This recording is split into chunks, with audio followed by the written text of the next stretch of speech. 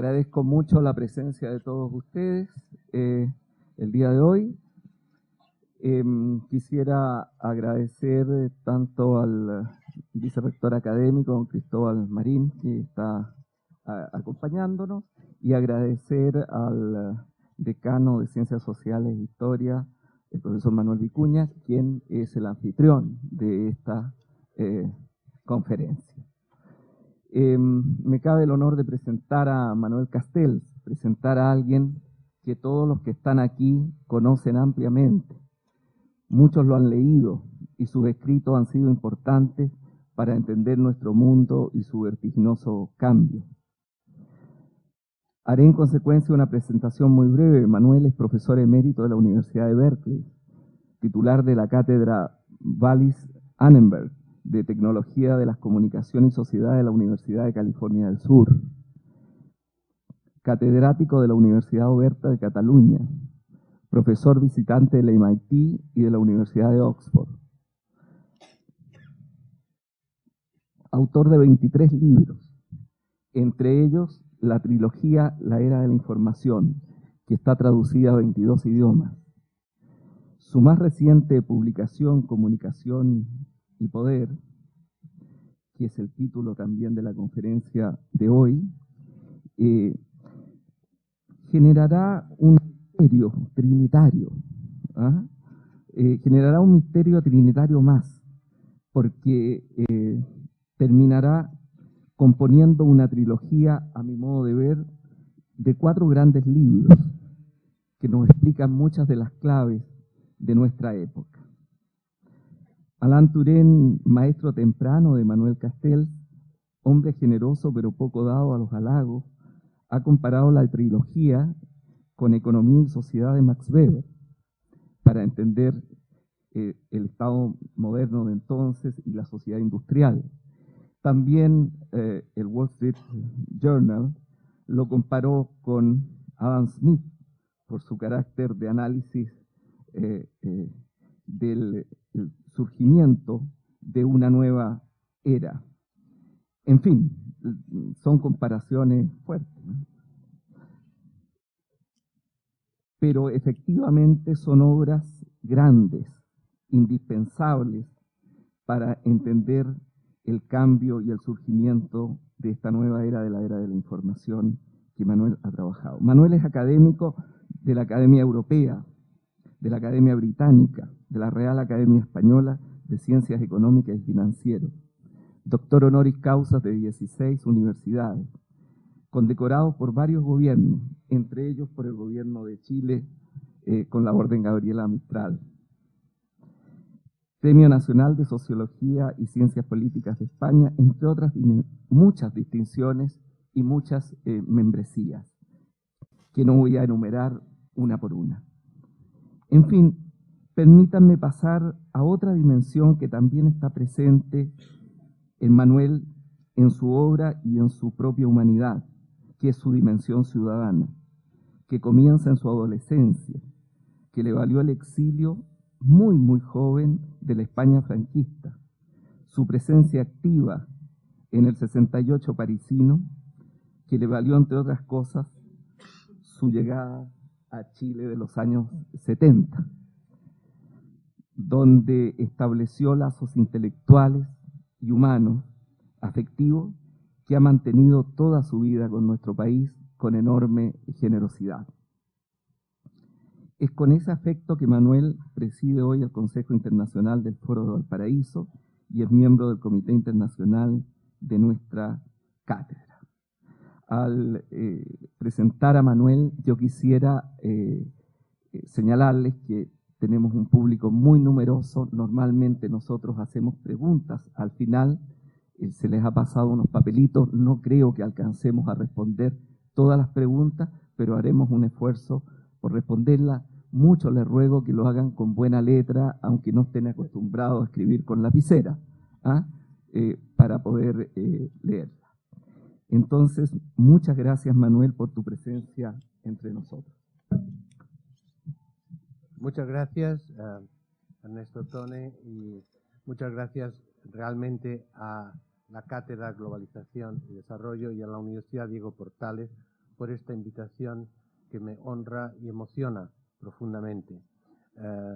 Entre otras cosas, aparte de la amistad que nos une desde hace mucho tiempo con Ernesto, porque realmente, con toda sinceridad, considero que Ernesto para mí es el analista de la relación entre globalización y política en América Latina más importante y más significativo que yo conozco. Por tanto, su aprecio y su capacidad de diálogo con mis propias investigaciones para mí es un punto fundamental de mi trabajo y de mi capacidad de intentar entender el mundo. Y desde luego les agradezco mucho su presencia aquí. Yo sé que todo el mundo tiene muchas cosas que hacer y por tanto trataré de que esta conferencia e interacción limitada y mediada pues de algún modo pueda responder a una parte del interés que han demostrado y que en cualquier caso les agradezco profundamente. Como ha dicho Ernesto, para mí Chile es un país que siempre he llevado conmigo, en el que he vivido, con el que he luchado, con el que he sufrido, y esto continúa y continuará. Es una dimensión de mi existencia que nunca va a cambiar. Cuando llevo exactamente, como decía Ernesto, digamos, no 40 años, sino 32 años exactamente, perdón, 42 años exactamente, porque si todavía sabemos contar del 68 al 2010, ya estamos en 42 años de mi relación con Chile. Bien, entonces lo que voy a tratar de resumir es el resultado de mis últimas investigaciones en un marco comparativo y siempre empírico, siempre trabajando sobre los datos que puedo obtener, sobre el problema del poder, que siempre ha sido el núcleo fundamental de mi trabajo, ya fueran los problemas urbanos, ya fueran la tecnología, ya fueran la globalización. Si alguien se molesta en mirar si hay una unidad en mi trayectoria intelectual, lo que no hay es unidad teórica. Yo he cambiado de teoría 1000 veces y seguiré cambiando, porque para mí la teoría no es un dogma, es un instrumento y además yo hablo de teoría usable, es decir, se usa y luego se tira y luego se inventa otra cosa para hacer otra investigación. Pero en cambio lo que sí, la temática, la problemática que he intentado siempre mantener es la temática del poder, como voy a tratar de explicar, y por tanto el análisis que he estado realizando en los últimos 10 años es un análisis, después de acabar mi trilogía hace tiempo, es un análisis de cómo y de qué forma se construyen las relaciones de poder en nuestro tipo de sociedad, que yo llamo la sociedad red, y que tiene una existencia diferenciada y específica, pero tiene una existencia global a través de las distintas culturas y distintos países. Entonces, empecemos por ahí, empecemos por qué el poder y de qué manera. Yo diría que las relaciones de poder son las relaciones fundacionales de la sociedad, porque quién o quiénes tienen el poder definen las reglas y las normas sobre las cuales se basan las instituciones y que organizan la sociedad y la interacción en ese marco. Por tanto, entender cómo se forma el poder es entender la matriz, el código fuente de la sociedad. Naturalmente, hay distintas formas de poder y distintas articulaciones de poder. No hay un poder, sino una serie de poderes articulados entre ellos, y además el poder no es una cosa, es una relación, son relaciones de poder. Y por tanto, donde hay poder, siempre hay contrapoder. En todas las sociedades, si tuviéramos que decir que hay una una ley básica de la sociedad, es que donde hay dominación, hay resistencia a la dominación. Donde hay poder, hay contrapoder. Y eso nunca se acaba, nunca se acaba. Nunca vamos a poder llegar a ese final de la historia en que íbamos todos a pescar y no me gusta, muy aburrido porque no pican. Entonces, la idea es que realmente la sociedad se construye en base a esos intentos constantes de dominación, la resistencia a esa dominación, y las instituciones son construidas como compromisos entre las distintas fuerzas y los distintos intereses y valores que chocan y entrechocan en la sociedad y que van cristalizando en instituciones que institucionalizan la dominación, que vuelve a ser puesta en cuestión. Por tanto, y eso es la dinámica del cambio social, la dinámica de la institucionalización. Entonces, en cada momento lo que vivimos, estamos viendo esquemas mentales, institucionales de dominación con los cuales resistimos y con los cuales entramos en conflicto hasta que nuevas formas de estabilización de ese conflicto se resuelven.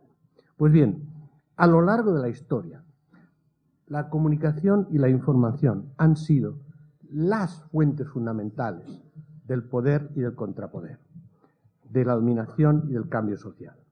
Y ello es debido a que la batalla fundamental se da en nuestras mentes, en las mentes de las personas. Es ahí donde existe el poder. El poder está en nosotros, en nuestras mentes, no está fuera de nosotros. ¿Por qué? Porque si nosotros pensamos de una determinada manera y esa determinada manera sirve determinados intereses y valores, ese es el poder que se está manifestando en nuestra práctica.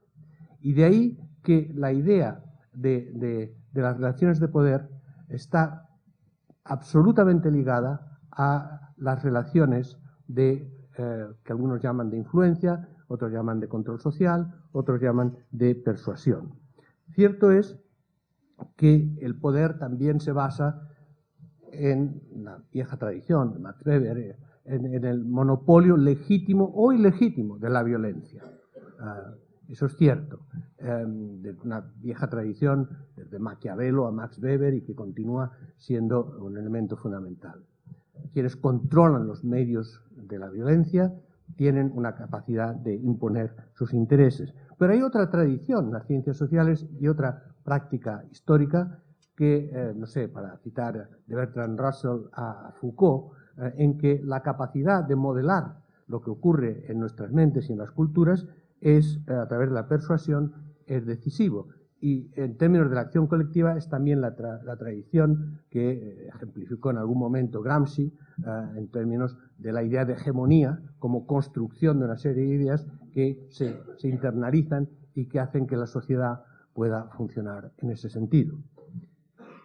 De hecho, yo diría que un sistema de poder que se basa solo en la coacción es un poder débil, o fundamentalmente la coacción, es un poder débil.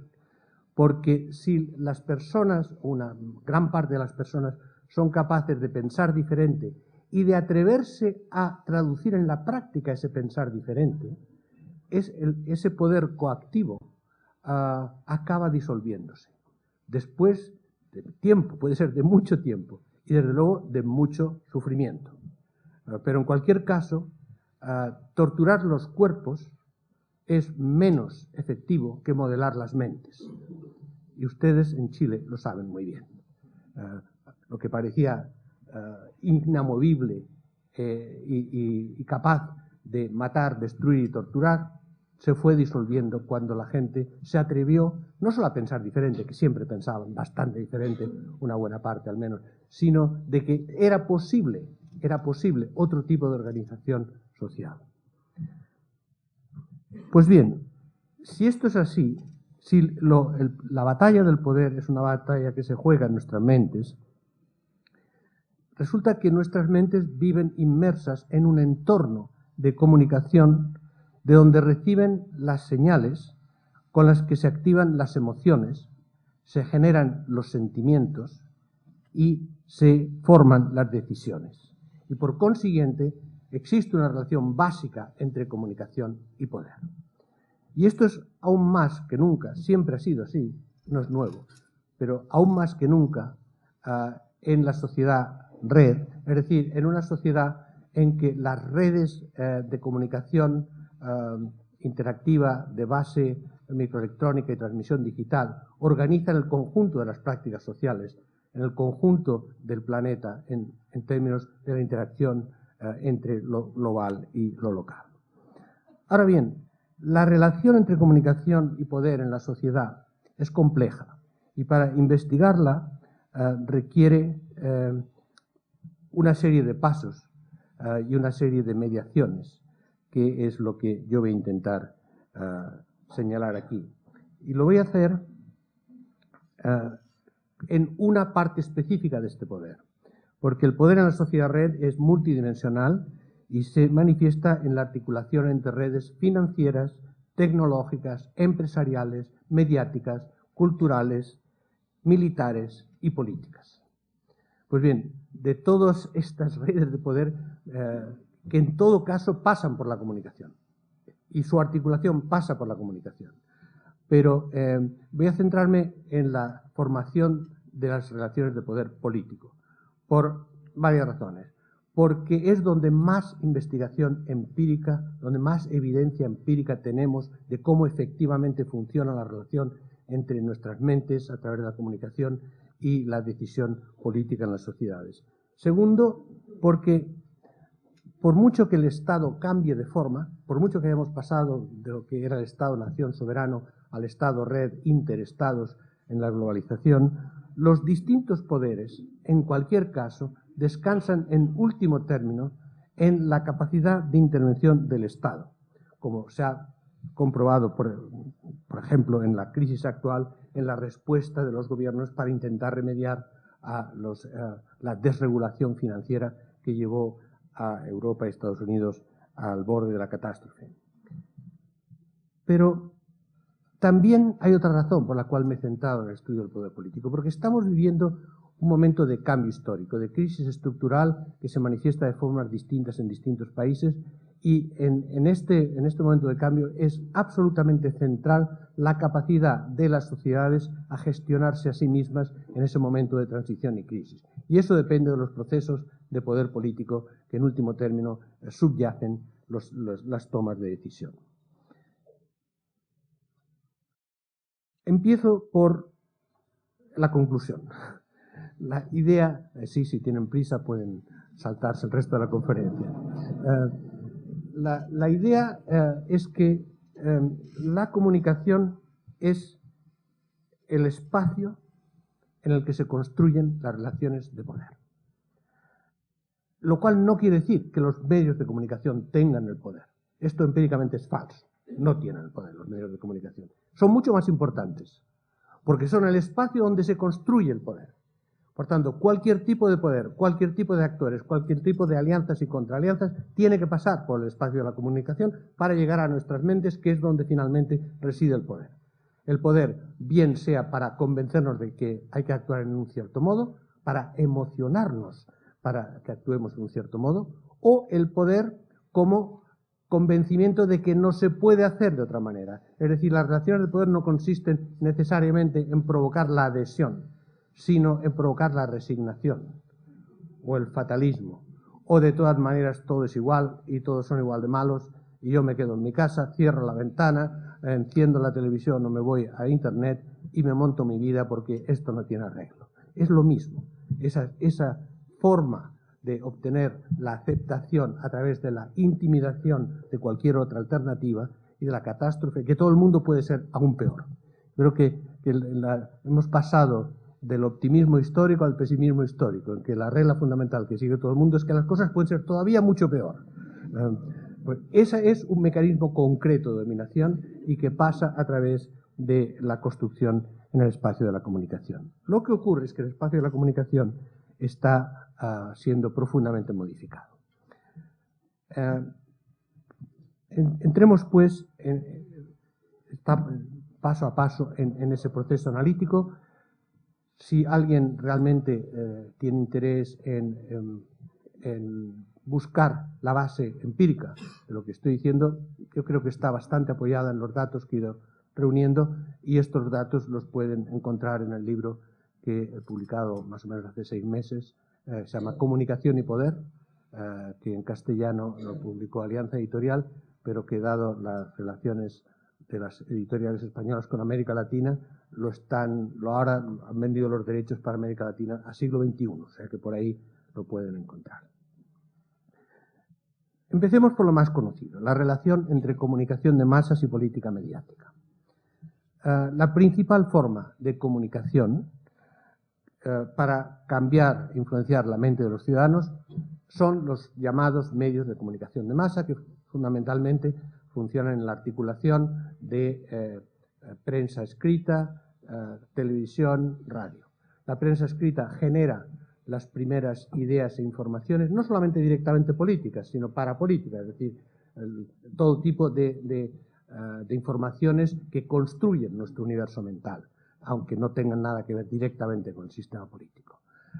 La televisión es el medio que lo difunde masivamente y la radio hace la relación personalizada, poco interactiva, pero con un cierto mayor nivel de interactividad, de lo que se difunde a través de la televisión y se genera a través de las agencias informativas y de los periódicos.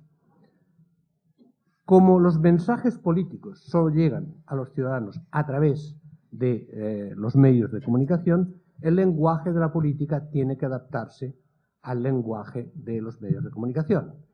Y en ese sentido, toda política es mediática. Lo que no existe en el espacio de la comunicación no existe. Punto. Puede existir como relación individual, pero no existe como comunicación socializada, es decir, aquella que potencialmente puede llegar al conjunto de la sociedad. Ahora bien, esto no es la dictadura de los medios, porque los medios en principio son plurales, incluso en sociedades dictatoriales. Pero hablemos de momento de sociedades democráticas. Siempre hay una diversidad y una pluralidad. Porque son plurales, en primer lugar, porque tienen que mantener una cierta credibilidad, y son plurales también en parte porque los periodistas profesionales luchan por su autonomía como individuos y como profesionales, y aunque muchos mueren en el empeño, es decir, los despiden, de todas maneras siempre hay una cierta negociación, y no es directamente que el propietario de un medio de comunicación o el partido que está detrás del propietario del medio de comunicación da una orden y se sigue. El proceso siempre es más complejo. Sin embargo, los medios, todos los medios, están sesgados por su necesidad de responder a un objetivo esencial. Los medios tienen sobre todo un objetivo, que es ganar audiencia. Es lo que mueve a los medios, ganar audiencia. Tanto por razones económicas, generalmente, porque eso implica la publicidad, que es la financiación fundamental de los medios, como por razones de aumentar, incluso cuando se trata de un medio fundamentalmente político e ideológico, gobierno o partido, no le sirve de nada al gobierno o al partido si no incrementan la audiencia.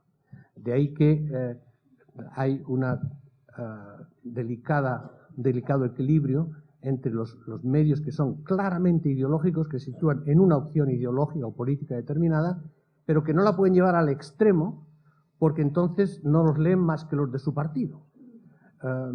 Y por consiguiente hay siempre esta cuestión. ¿Cómo ser lo más de derechas posible, pero para que no te lean solamente los ultraderechistas?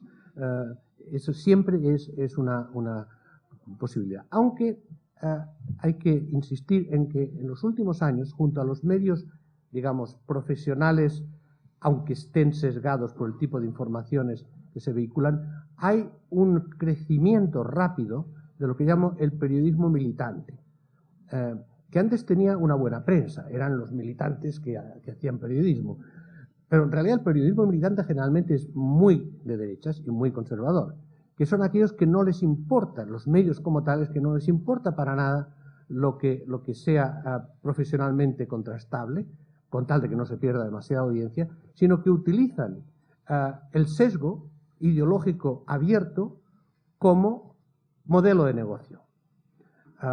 Para no entrar directamente en polémicas locales, tendré un ejemplo indiscutible de otro planeta, Fox News. Fox News en Estados Unidos es propiedad de Murdoch, pero Fox News en Estados Unidos, su modelo es sesgar la realidad deliberadamente para dirigirse al electorado más de derecha de Estados Unidos, que son un 25%. Pero claro, si tienes 25%, y estos son los que creen que Bush fue llamado por Dios para ir a la guerra de Irak, literalmente, con encuestas en la mano, y una serie de desinformaciones ideológicas, que está todo perfectamente estudiado y tiene los datos en el libro.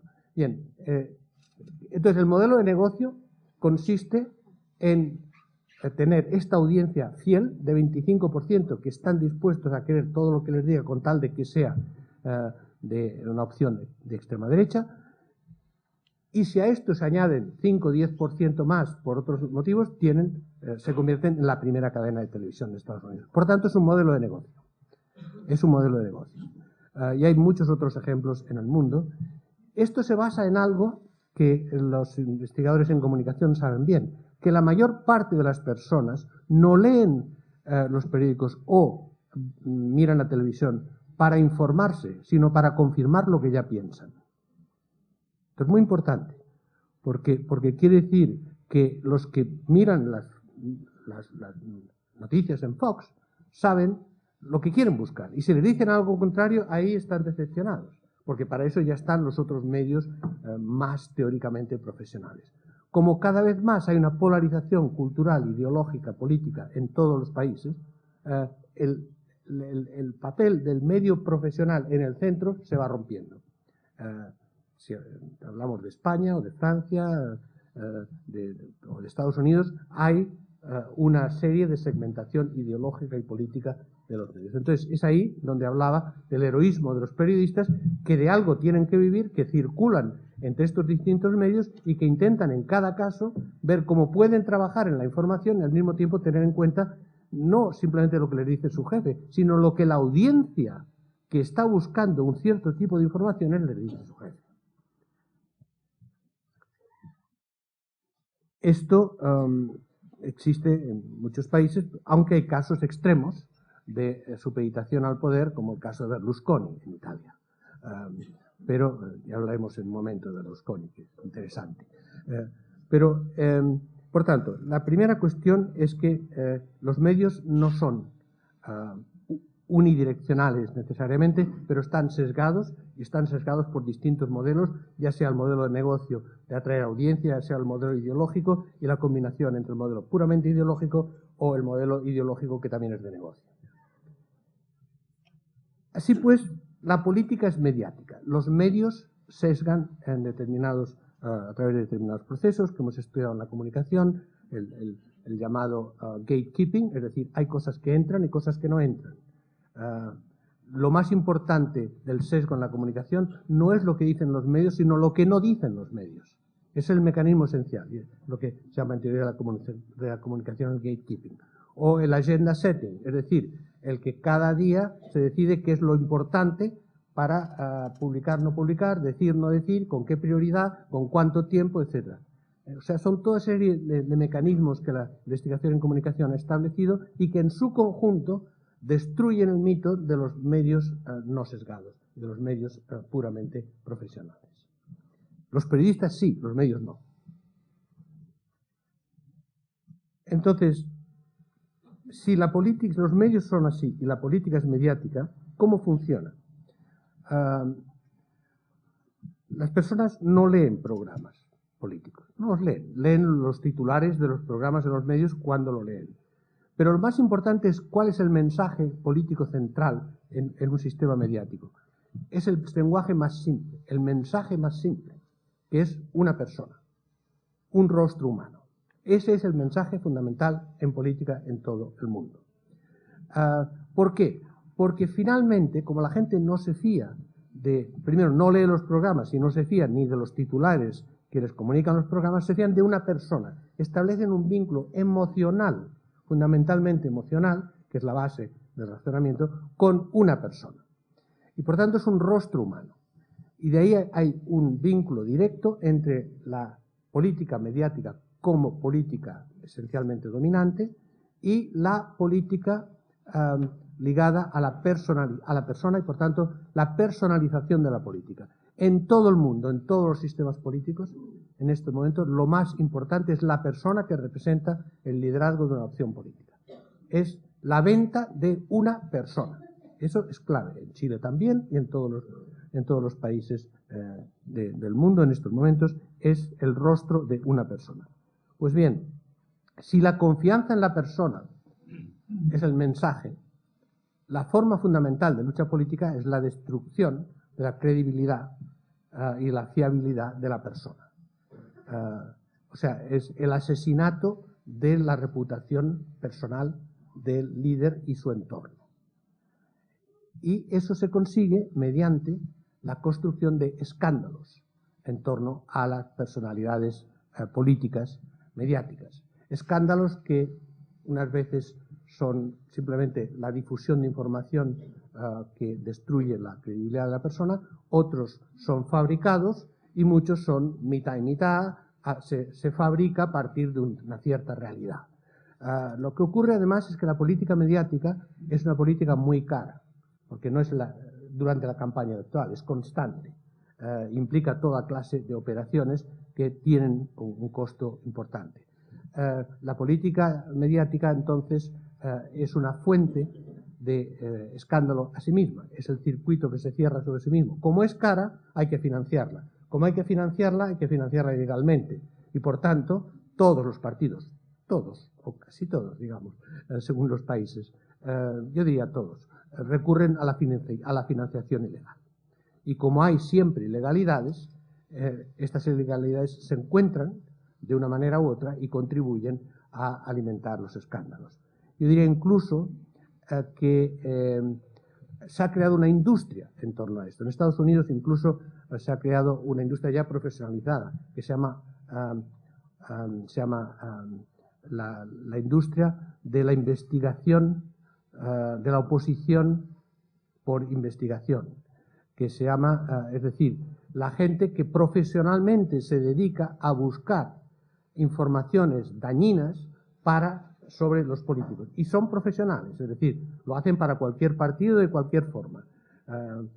A partir de documentos, a partir de archivos, es una alta profesionalidad, consultores de oposición, de investigación para la oposición política.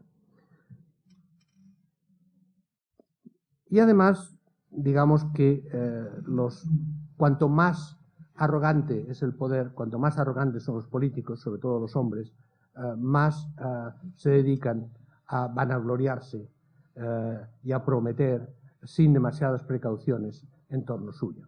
Las mujeres son más cuidadosas con esto. No están exentas, pero son mucho más cuidadosas. Pero los hombres no resisten, para empezar, no resisten el contarse a las mujeres como forma de poder sobre ellas, pero además los hombres realmente son extremadamente imprudentes y dados a hablar de lo que no debieran hablar, incluidos por teléfono móvil.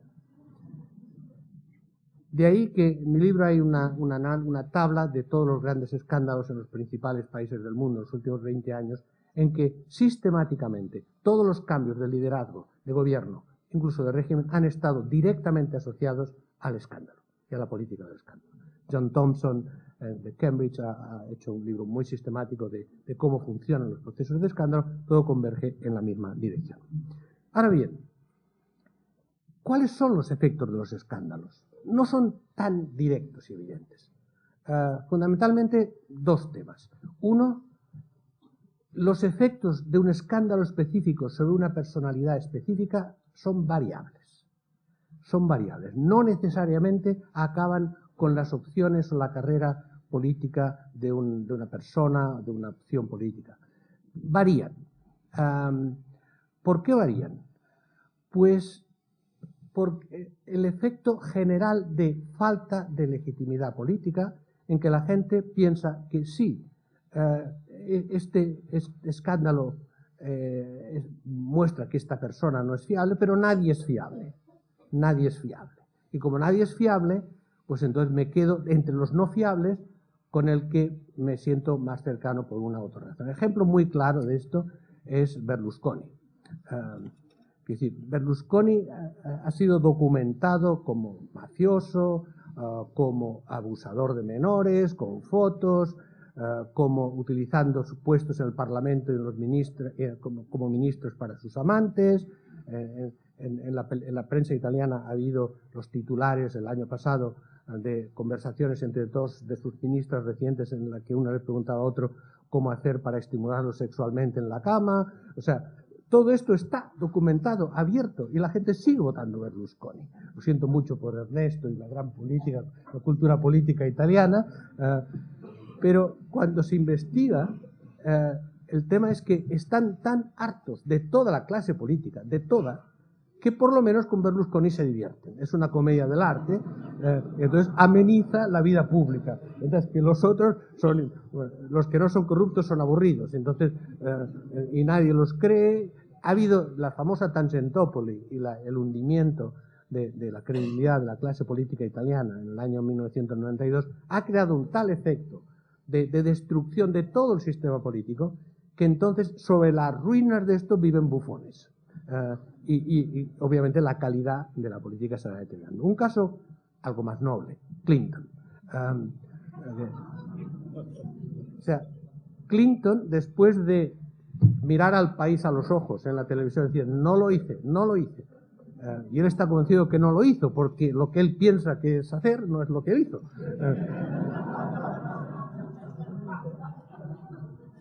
Pues después de esto, y de él reconocer que fue la mentira, acabó su mandato con el nivel más alto de popularidad que ha tenido ningún presidente de Estados Unidos. Y cuando le preguntaban a la gente, las encuestas, todas dicen lo mismo. La gente respondía, sí, es un mentiroso, pero todos los políticos son mentirosos y es un mentiroso más simpático que los otros. Pues bien, sí y no, porque lo que ocurrió cuando se investiga más a fondo es que Clinton acabó con alta popularidad, pero en la elección entre Gore y Bush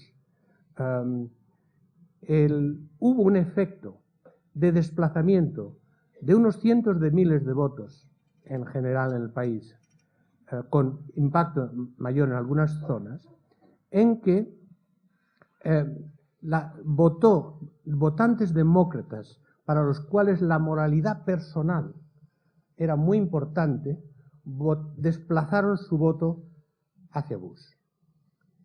Un efecto pequeño, pero significativo, porque en Florida, donde aparentemente Bush ganó la elección, según datos controvertidos, fueron unos cientos de votos y ese efecto en Florida era más o menos de unos 1000 votos.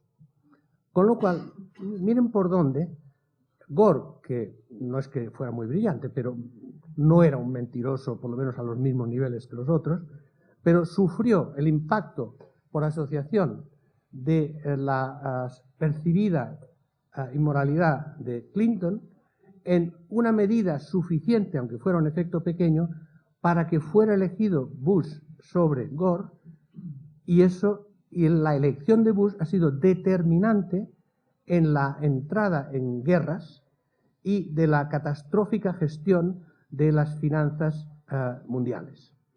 Miren por dónde el efecto mariposa de un pequeño rebote de una censura por inmoralidad pasa finalmente a cambiar la trayectoria por donde iba el mundo. Segundo punto sobre los escándalos. No es que, como decía, el efecto sobre un escándalo de una persona es variable, pero lo que no es variable es el efecto sistemático sobre la destrucción de la credibilidad del sistema democrático de la clase política. No de la idea de democracia, sino de la práctica de democracia. Es ahí donde hay sistemáticamente una relación estrecha estadísticamente probada, entre corrupción, escándalo y crisis de legitimidad política. Crisis de legitimidad política que se extiende por todo el mundo. En estos momentos, más o menos, más de 2/3 partes de los ciudadanos del mundo no creen que estén gobernados democráticamente. Y en términos de la credibilidad de los políticos, de los partidos, de los líderes, de los gobiernos, de los parlamentos, está a los niveles más bajos, y todos por debajo del 30 o 40%. En América Latina, veníamos mirando con Ernesto unos últimos datos de la CEPAL, el nivel de la gente que cree más o menos en los partidos políticos está al 20%.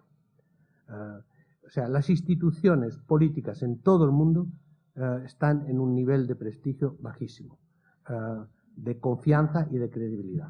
esto está relacionado con ese tipo de política y con la conexión entre ese tipo de política y la corrupción percibida. Ahora bien, por tanto, primera conclusión, la política es mediática y la política mediática en las condiciones en que se ejerce tiene un papel decisivo en la crisis de legitimidad política. Segundo punto, pero en ese mundo en el que estamos ha habido una transformación extraordinaria de la comunicación como sistema. Por tanto, tenemos que incorporar a la idea de la política pasa por el espacio de comunicación, la transformación del espacio de comunicación. Y esa transformación es yo la resumo en un simple término, el paso de la comunicación de masas a la autocomunicación de masas, como dos formas que coexisten y se articulan, pero la misma comunicación de masas, al ser articulada a la autocomunicación de masas, cambia también como forma de comunicación de masas. Comunicación de masas es aquella que tiene el potencial de llegar al conjunto de la sociedad y que se caracteriza por un mensaje que va de uno a muchos con interactividad no existente o limitada. Autocomunicación de masas es auto porque los mensajes son autoseleccionados, es aquella comunicación que va de muchos a muchos con interactividad y en tiempos y espacios variables y controlados. Entonces, esto quiere decir, es auto porque podemos seleccionar los mensajes, podemos emitir nuestros mensajes, recibir los mensajes y el emisor es al mismo tiempo receptor. Y es auto porque nos podemos referir constantemente a un hipertexto de comunicación de mensajes que está disponible y del cual seleccionamos y obtenemos aquellos elementos que nos permiten construir nuestro propio texto. O sea, el hipertexto no está fuera de nosotros, es una posibilidad a través de la cual seleccionamos imágenes, ideas, mensajes y nos construimos nuestro propio texto. Cuando la gente dice, por ejemplo, los jóvenes, es decir, diciendo menos de 30 años, no leen periódicos, es falso. Leen muchos más periódicos que los adultos en todos los países, pero los leen por Internet. Los leen por Internet, lo cual quiere decir que no leen un periódico, no tienen que tragarse todo lo que se envía a un periódico. Toman un trozo de aquí, una imagen de allá, lo combinan con un programa de televisión que se seleccionan y la idea es que cada uno construye su propio mensaje y el propio universo de comunicativo en el que se inserta. ¿Qué nivel ha habido de transformación de la comunicación? Miren, no quiero dar muchos datos, pero estos tienen, digamos, para fijar las ideas, y muchos de ustedes los conocen, pero para recordarlo, para ver la rapidez de la evolución. En el mundo, los usuarios de Internet en 1996 eran 40 millones de personas. En el 2010 son 1.600 millones. Pero más importante todavía que esto es que la Internet bajó su tasa de difusión porque en los países como América Latina, Asia o África, a partir de un momento se acabó la idea de interactuar a través de líneas telefónicas fijas. Es el paso a la plataforma móvil que ha caracterizado. Desde el 2002 todo el crecimiento en comunicación telefónica es por móviles en el conjunto del mundo, excepto los sistemas de fibra óptica en las grandes áreas metropolitanas. Pues bien, lo más importante hoy día es la explosión de la comunicación inalámbrica. Un dato para fijarlo. En 1991, no era la Edad Media, aunque para algunos de ustedes sea una alta proporción de su vida, pero en 1991 había en todo el mundo 16 millones de abonados de móvil. No móviles o celulares, sino números. 16 millones. En este momento hay 4.700 millones. Lo cual quiere decir que si consideramos que en muchos países pobres una familia o una aldea o un barrio tienen un número, y si consideramos que los bebés no tienen todavía cada uno de ellos un número, aunque la tasa de penetración empieza a ser a partir de los 5 años, bueno, esto quiere decir que casi el conjunto de la humanidad está conectada por móvil en estos momentos. No necesariamente por Internet, todavía a través del móvil, pero la base está creada en este sentido. De ahí el impacto de la transformación y la existencia de una comunicación de masa horizontal e interactiva. O sea, estamos en un mundo de comunicación de masa, pero por otros medios. Más aún, el número lo más importante es que la comunicación es cada vez una comunicación por espacio social. Pequeño dato significativo. En julio de 2009, por primera vez en el mundo, el número de usuarios de los espacios sociales, de las redes sociales, como Facebook, etc., superó al número de usuarios de correo electrónico. Pensábamos que el correo electrónico era obviamente la forma dominante de Internet. No, la forma dominante de Internet es los espacios sociales. Hay mucha más gente hoy día en Facebook y similares que los que utilizan correo electrónico. Los datos aquí más específicos de Estados Unidos es en Estados Unidos la mitad de los adultos tienen sus datos personales en alguna red social. Sus datos personales. Más o menos un 30% de los adultos y un 38% de los jóvenes comparten contenido online y 21% de los jóvenes y 15% de los adultos hacen remix regularmente.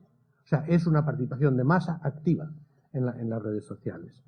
En el mundo, Facebook hoy día tiene 400 millones de usuarios activos, de los cuales 50% están en Facebook cada día. Y como media tienen 130 amigos. Bueno, el nivel de amistad es variable, pero por lo menos han aceptado 130 llamadas.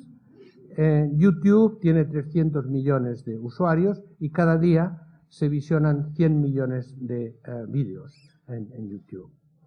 El que quiera puede construirse un canal de televisión privado y propio. Luego hay una cacofonía extraordinaria, pero ahora iremos a este punto. Pero de todas maneras es una comunicación de masa interactiva e individualizada. Twitter tiene 105 millones de usuarios y aquí está bajando un poco el nivel de actividad. Muchos de los usuarios de Twitter al cabo de unos meses dejan de ser usuarios de Twitter, mucho más que de las otras redes sociales, por la sencilla razón de que es demasiado limitado el espacio de lo que pueden hacer con Twitter. O sea, sirve muy bien para algunas cosas, como ahora veremos políticamente, pero no para otras. Lo más importante es que hay centenares de distintos sitios de redes sociales que no tienen que ver con los sospechosos habituales, con Facebook y YouTube y MySpace, etcétera, porque se hacen en otras lenguas, se hacen en otros países y hay una gran cantidad de espacios que se crean y que se destruyen constantemente. En China, por ejemplo, Facebook no es el primero. Hay una red social china como Facebook, pero que no es Facebook, que es mucho más amplia. Obviamente, China hoy día es el país que tiene más usuarios de Internet. Hay 375 millones de chinos en Internet. La asociación creciente de la autocomunicación de masas con los medios de comunicación de masas es en estos momentos un hecho básico. Por un lado, los blogs y los medios de autocomunicación de masas se han convertido en una forma continua de exposición de opinión, transmisión de información, que han constituido un océano de información. Por otro lado, los medios de comunicación de masas están intentando articularse a estos medios. Por ejemplo, la BBC tiene toda una sección para aprovechar de lo que llamamos ahora el periodismo ciudadano, es decir, gente que hace informes, que envía material, que envía imágenes. Entonces, lo que hace la BBC, es una organización seria, tiene cientos de personas dedicadas permanentemente a recibir todos estos mensajes y hacer un mínimo control de calidad de la información. Pero es como si tuvieran una red de corresponsales gratuita. Entonces, fíjese que estamos entrando en una economía del valor de uso. Es decir, la gente no le importa trabajar con tal de poner su propia información, con tal de crear su contenido. Y los medios de comunicación, que todavía los medios de comunicación como la BBC, las grandes televisiones, son los que llegan a más gente en términos masivos, están utilizando ese potencial.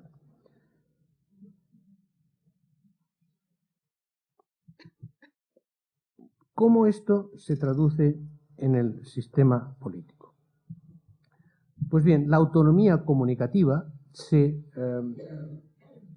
traduce en la capacidad autónoma de intervención, tanto en los medios de comunicación tradicionales como en la capacidad de crear mensajes y generar debates y generar espacios de comunicación independientes de los medios de comunicación de masa. Lo cual quiere decir independientes de las corporaciones y de los gobiernos. Ahora veremos los temas del control. Pero fundamentalmente lo que esta autocomunicación de masa genera es una autonomía comunicativa con respecto al conjunto de la sociedad. Yo he hecho una tipología rápida y a partir de ahí hice una serie de estudios de caso. Fundamentalmente dos grandes fenómenos: la formación de nuevos movimientos sociales, por otro lado, la formación de lo que llamo políticas insurgentes. Movimientos sociales son aquellos, en mi definición, que de hecho la de Alain Touraine, son aquellos que actúan para cambiar los valores de la sociedad, no el poder político, no la decisión política directamente, sino los valores de la sociedad, que actúan directamente sobre nuestras mentes. Movimiento de mujeres, movimiento ecologista, los movimientos de igualdad étnica o cultural, es decir, son movimientos para cambiar nuestra forma de pensar. Pues bien, estos movimientos, digamos, sociales, que todos son culturales, en el fondo es un cambio de la cultura, la forma como pensamos y sentimos, tienen en el espacio de la autocomunicación de masas un espacio fundamental, porque es ahí donde pueden enviar constantemente mensajes y organizar espacios de debate que de todas maneras nunca podrían tener en los medios de comunicación. Y a través de esos cambios de mentalidad producen cambios en el conjunto de la sociedad. Yo hice una investigación en profundidad en dos grandes movimientos. Por un lado, el movimiento de cambio climático, el movimiento ecologista que consiguió que cambiara en el mundo cómo se concibe el cambio climático. Hace 30 años teníamos más o menos los mismos datos científicos, pero nadie sabía qué era el cambio climático. En este momento las encuestas muestran que 80% de los ciudadanos del mundo saben lo que es el cambio climático y 70% piensan que es muy importante y que debería ser prioridad para los gobiernos. Entre los dos se puede documentar una política sistemática de acción de los movimientos ecologistas, de campañas continuas, de utilización de la comunidad científica, que ha sido un actor básico en esto, y de celebridades, de cantantes, de artistas que han colaborado en esta campaña, pero a través tanto de acción sobre los medios de comunicación, como sobre todo de campañas continuas en Internet, de movilizaciones en términos de utilización de los nuevos medios de comunicación inalámbrica, etc. Y llegando a las conferencias internacionales de cambio climático, llegando a que cambiara incluso las políticas en el mundo, en que todos los políticos hoy día tienen que pintarse de verde un poco para ser algo verde. Luego las cosas son muy lentas, se siguen, pero digamos la hegemonía cultural de la relación nueva entre cultura y naturaleza, entre producción y conservación, ha cambiado. Y esto ha sido una acción comunicativa de una serie de movimientos y de acciones individuales y mediáticas. También estudia el movimiento antiglobalización, que en realidad no es anti, sino por una globalización justa, pero es un movimiento global por una globalización justa, que es un movimiento fundamentalmente organizado a través de establecer la relación entre lo local y lo global, grupos locales coordinados y debatiendo constantemente en Internet y aterrizando los lugares donde se reúnen las élites mundiales para contestar en ese espacio mediático los mensajes que las élites mundiales tratan de formular en el control y gestión del mundo. Políticas insurgentes son aquellas que surgen en los márgenes del sistema político, pero tratan de tener un impacto directo sobre las instituciones y los procesos de decisión política. Y aquí fundamentalmente he encontrado dos tipos de situaciones. Una, lo que llamo las comunidades de prácticas instantáneas de tipo político, extrapolando la noción que conocemos de la literatura de negocios sobre las comunidades de práctica. Las comunidades de práctica instantáneas son simplemente movimientos espontáneos que surgen como turbulencias de información, de contacto personal, a través de un hecho que genera una indignación y que genera, por resonancia del mensaje en un amplio sector de la sociedad, una movilización de tal tipo que llega a generar efectos políticos. Y ahí hay una serie de estudios de caso, algunos que hice personalmente, por ejemplo, el estudio de caso que correspondió al movimiento a través de los móviles en España, y sobre todo en Madrid, en marzo de 2004, cuando las mentiras del gobierno de Aznar con respecto a la autoría de los que organizaron la masacre de Madrid, en que murieron 199 personas, en que Aznar trataba de decir que eran los vascos, para no decir lo que era Al-Qaeda, porque había elecciones 4 días después, y si era Al-Qaeda entonces se le iba a culpar de la matanza porque era la respuesta a la participación española en la guerra de Irak. Ese movimiento de opinión Aznar consiguió controlarlo en los grandes medios de comunicación, pero no consiguió controlar que el sábado antes de la elección un profesor de 30 años enviara un SMS a 10 amigos suyos pidiéndoles contestar, aunque fuera la jornada de reflexión organizada institucionalmente en España, y por tanto no se puede hacer política ni decir nada. Y como estos 10 amigos suyos lo enviaron a 10 amigos suyos, que los enviaron a 10 amigos suyos, y es un fenómeno que los matemáticos conocen como el fenómeno de los pequeños mundos que se articulan, y últimamente tienes decenas de miles de personas que reciben ese mensaje, pero no de cualquier forma. Reciben ese mensaje de personas que conocen personalmente, porque cada uno se lo envía a su agenda, y por consiguiente es un mensaje personalizado. Para que vean exactamente el tipo de comunicación, 2 meses después Berlusconi tenía las elecciones regionales en Italia. En ese momento tenía problemas, vio lo que le había ocurrido a su amigo Aznar, y entonces intentó cambiar. Dijo, yo también, yo soy el rey de los media, voy a hacer lo mismo, voy a enviar un mensaje el día de la elección a 15 millones de ciudadanos. Y lo envió, y claro, todo el mundo se encontró su privacidad violada por un político que les dice cómo votar en una cosa tan personal como es mi móvil. O sea, es como entrar en mi habitación, en mi casa, entrar en mi móvil un político. Por cierto, políticos nunca envíen mensajes directos a la gente, les van a rebotar, les van a rebotar. Entonces, y claro, en el caso de Berlusconi fue uno de los factores que contribuyó a que perdiera esa elección. Luego se ha recuperado por las razones que señalé antes. Pues bien, en el caso español yo estudié el desplazamiento de votos que se produjo. 4 días antes ganaban las elecciones los conservadores, y lo que ocurrió es que 2 millones de jóvenes que no votaban, y sobre todo no votaban socialista, fueron a votar, pero no por cambiar de opción política, sino, como ellos dijeron, para echar a los mentirosos. Un tema moral, de dignidad. Y en alguna entrevista que hice en profundidad con alguno de ellos me decían, no, yo me tapé la nariz pero voté socialista, porque era la única manera de acabar con esta pandilla de mentirosos en el gobierno. Pues miren por dónde, otro de estos pequeños grandes efectos.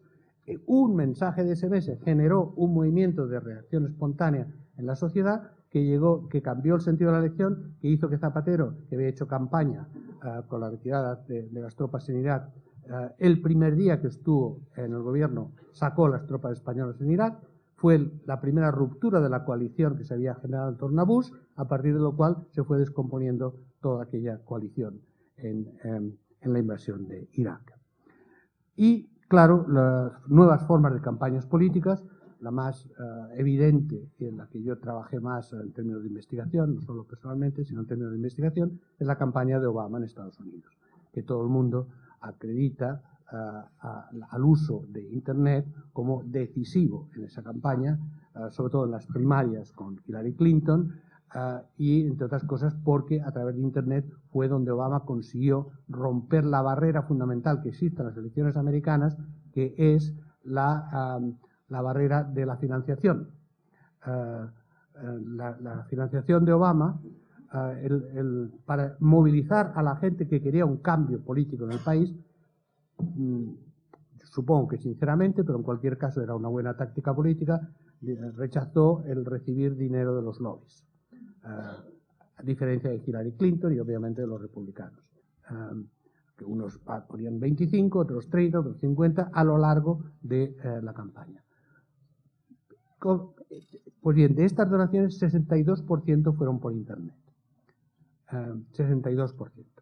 Primero, porque es fácil hacerlo técnicamente, pero segundo, porque al haberse construido la campaña en torno a Internet, la campaña de Obama sabía a quién enviarle un mensaje explicándole para qué necesitaban hoy esos $50 y prometiendo rendir cuentas, lo que más o menos hacían después, de cómo se habían utilizado y de qué forma. Claro, eso requiere un manejo de Internet que generacionalmente otros políticos no podían ni pensar, y que en el caso de Obama además le ayudó que gente como el cofundador de Facebook fuera el que organizara la campaña por Internet. Pero no era solo por Internet, eran grupos de base conectados entre ellos en Internet y fuera de Internet. Y por consiguiente, él lo que hizo fue transmitir su experiencia de organizador de comunidad de base al mundo de Internet. Y era, por tanto, grupos locales, grupos en el barrio contiguo, pero al mismo tiempo grupos en Internet y la interacción entre los dos. No es la campaña Internet, es la campaña en que Internet refuerza un movimiento de base organizado política e ideológicamente. En cualquier caso, tanto los partidos como los poderes que existen en la sociedad intervienen en ese espacio de la autocomunicación. No es que el espacio de la comunicación de masas sea el de los dominantes y el de la autocomunicación de masas el de los dominados. Todos intervienen en todo, ¿de acuerdo? Y todo se articula, pero digamos que los márgenes de intervención de los que no tienen mecanismos de poder institucionales en las corporaciones o en los gobiernos se han ampliado extraordinariamente. Es lo único que podemos constatar. Sin que ello, por cierto, quiera decir que sea de izquierda o de derecha. Estoy observando un mecanismo analíticamente. ¿Cuál es el resultado político? Depende de lo que la sociedad sea, pero será más cercano a lo que piensa la sociedad. ¿Y saben qué? En Estados Unidos lo que ha ocurrido es que la derecha ahora está utilizando Internet, grupos de base, organización de esta interacción, y que algunas de las derrotas importantes que han tenido los demócratas se deben a este tipo de campañas y a este tipo de utilización de formas de autocomunicación de masas que son la nueva forma de organización y de acción política, de lo cual muchos partidos todavía no se enteran. ¿Por qué? Porque no requiere simplemente el saber utilizar Internet. Requiere entender que Internet no es la televisión, que Internet no es un tablón de anuncios, y requiere una capacidad política de permitir la autonomía y la autoorganización de los ciudadanos. Por tanto, no es un fenómeno tecnológico, es una cultura política. Y es aquí donde tenemos problemas. Déjeme todavía desarrollar un punto más antes de concluir en 10 minutos. Hasta ahora me he reflejado un mundo en el que no aparece la palabra control sobre Internet, ¿verdad? Entonces, claro, el tema es que Internet no es una estructura angélica, está en un mundo de instituciones, intereses, corporaciones y gobiernos que intentan controlarlo. Bien, ¿qué ocurre? Primero, los grupos propiamente de Internet, los Google, los Facebook, los YouTube, los Flickr, los MySpace.com, todos estos son corporaciones. Aunque nacieron en muchos casos como 2 o 3 amigos, pero son corporaciones ahora, son megacorporaciones. Pero estos grupos, el control de lo que circula en Internet no les interesa, por 2 razones. Primero, porque ellos lo que venden es tráfico en Internet. Por consiguiente, si crean condiciones, disminuye el tráfico. Segundo, porque si coartan la comunicación, las barreras de entrada en el espacio comunicativo de Internet hoy día son muy bajas. Apenas hace falta capital y el conocimiento tecnológico lo tienen literalmente millones de jóvenes en todo el mundo. Que cualquiera de ellos, asociándose con un amigo, monta un grupo como MySpace.com mañana. Y además es lo que ha ido ocurriendo. Cada vez que había un bloqueo, se montaban grupos por parte de 4 jóvenes.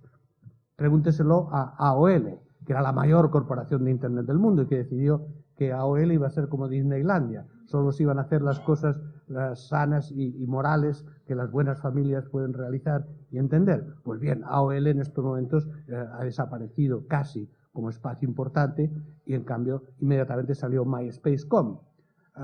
Pero MySpace.com lo compró Murdoch. Pero claro, Murdoch aprendió de AOL. Entonces, por ahora no se ha metido demasiado. Facebook, también jovencitos, etcétera, pero los jovencitos cuando se hacen ejecutivos corporativos cambian. Y entonces, Facebook hace 6 meses dijo, bueno, sería una buena idea, ahora que tenemos 400 millones de usuarios, vamos a hacer pagar. Vieron la reacción de millones de gente saliendo de Facebook y cambiaron en una semana. Dijeron, ni hablar, no, seguimos, no os preocupéis, seguimos y ya encontraremos el modo de negocio, pero sobre todo no os vayáis. Segundo, los gobiernos. Este es el gran tema. Los gobiernos odian Internet. Todos los gobiernos odian Internet. Yo he estado en suficientes comisiones gubernamentales, no de gobiernos, nombradas por los gobiernos, para saber que en cuanto empezábamos la comisión, lo primero que llegaba al ministro correspondiente, intergubernamentales o gubernamentales, era cómo podemos controlar Internet. Y por eso las conferencias de Naciones Unidas nunca han llegado a una regulación de Internet, porque los usuarios lo que quieren es difundir más Internet y los gobiernos lo que quieren sobre todo es ver cómo pueden finalmente llegar a controlar Internet.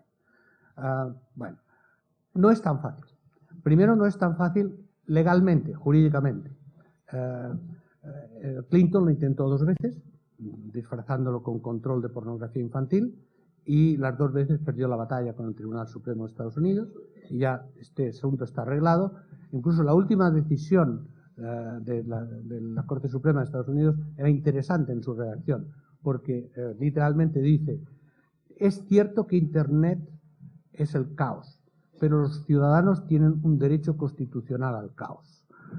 Encuentro epistemológicamente interesante la noción del derecho constitucional al caos. Debe ser mi alma libertaria catalana, pero por ahí va. En Francia Sarkozy lo ha intentado ahora, recientemente, y el Consejo Constitucional, Consejo d'État, perdón, lo bloqueó. En Inglaterra el gobierno laborista también lo intentó recientemente, y también la Cámara de los Lores, que por lo menos así justifican su existencia, lo bloquearon. Y no es tan fácil, y en España lo están intentando hacer, pero tienen el problema bastante complicado entre acciones jurídicas, acciones políticas, acciones legales, etc.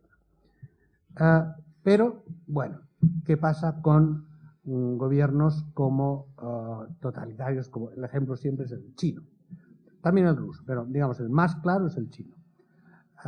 Pues no controlan tanto en China, intentan controlar, pero ¿cómo se hace el control? Todo el mundo está de acuerdo, los chinos estarían encantados de controlar todo Internet, pero ¿cómo se hace el control? Materialmente, mecánicamente, pues se hace por programas automáticos de análisis de contenido, o sea, por robots. Pero son programas de análisis de contenido que funcionan ¿cómo? Con palabras clave. Y además sabemos, hay 60 palabras clave. Entonces, ¿qué pasa? Pues si alguien quiere que no lo controlen, no dice la palabra clave. Es algo que los periodistas en Chile o en España aprendieron hace tiempo, bajo Pinochet o bajo el franquismo.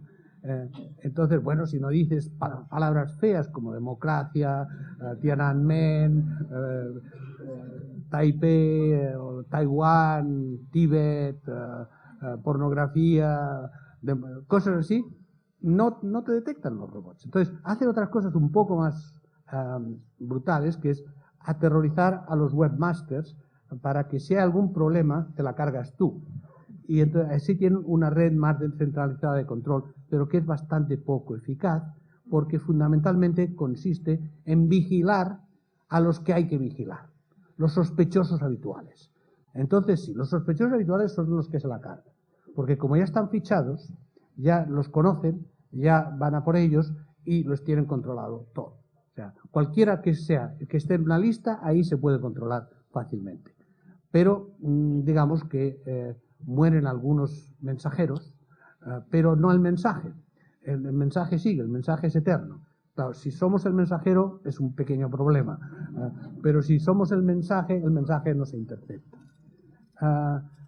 ¿Qué ocurre? Que en China no hay movilización fuerte de tipo la que hemos visto en otros países sobre Internet, pero es que, ¿saben? La sorpresa es que a los chinos no les interesa nada la democracia y que el 72% de los chinos apoyan a su gobierno porque les va bien, porque la democracia nunca existió en China y los únicos que les interesa, verdad, son mis 4 amigos, pero, digamos, como no cuentan, no los reprimen demasiado, y cuando los reprimen, entonces son estos sospechosos habituales.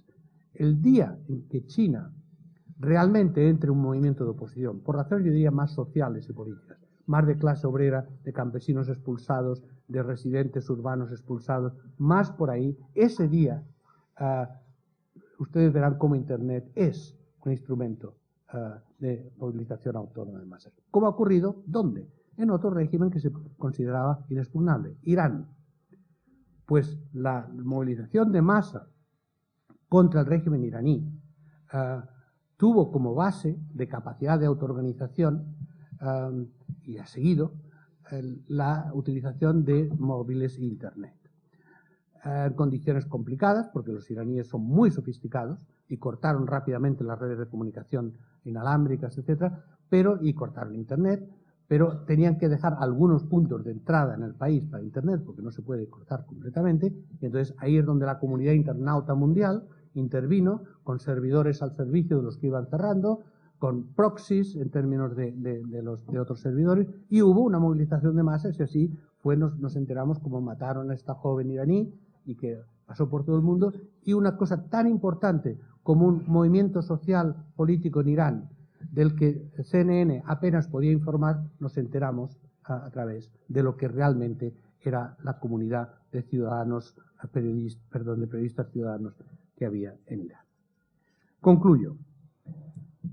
Lo que está realmente cambiando es que el espacio público está siendo transformado en todas las sociedades. El espacio público es el espacio donde la sociedad delibera, construye sus percepciones y decisiones políticas y entonces a partir de ahí se crea el sistema de decisión social y político.